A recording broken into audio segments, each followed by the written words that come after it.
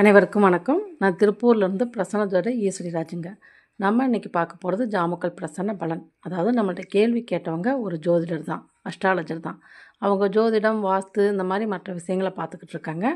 அவங்க நம்மள்ட்ட என்ன கேள்வி கேட்டாங்கன்னா, திருமண தகவல் மையம், அதாவது மேட்ரிமோனி, இது வச்சு நான் நடத்தலாமா அப்படின்னு அவங்க கேள்வி கேட்டிருக்காங்க. நம்மள்ட்ட கேள்வி கேட்டவங்க பெண். அப்போ நம்ம பிரசனம் போடுறோம். அந்த பிரசனத்தில் உதயமாடன் 9ஆம் இடமாக வருது. உதயத்தை நோக்கி 7 குடை சந்திரனே வர்றாரு. அப்படிங்கிறப்ப அவங்க கேள்வி சரிதான்.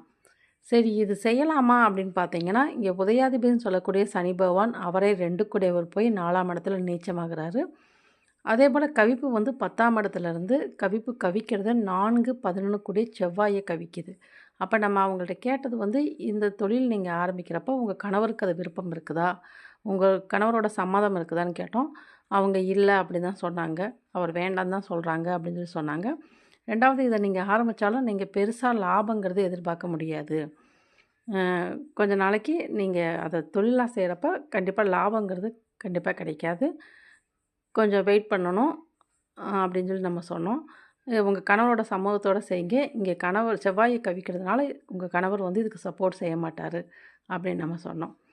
அதுவும் அவங்களும் அதுதான் சொன்னாங்க. எங்கள் வீட்டில் கணவர் வேண்டான்னு சொல்கிறாரு அப்படிங்கிறாங்க. சரி, நீங்கள் பார்த்து ஆலோசனை பண்ணிவிட்டு செய்யுங்க.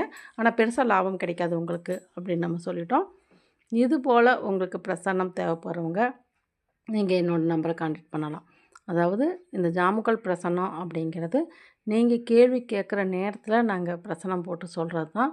உங்களுக்கு ஜாதகம் எதுவும் இல்லைன்னாலும், பிறந்த டேட்டா பற்றி எதுவும் தெரியல அப்படின்னாலும், உங்களுடைய அனைத்து விதமான கேள்விகளுக்கும் ஒரு கேள்விக்கு அதை சார்ந்த விஷயங்களுக்கு இந்த பலன் சொல்லப்படும். நன்றி.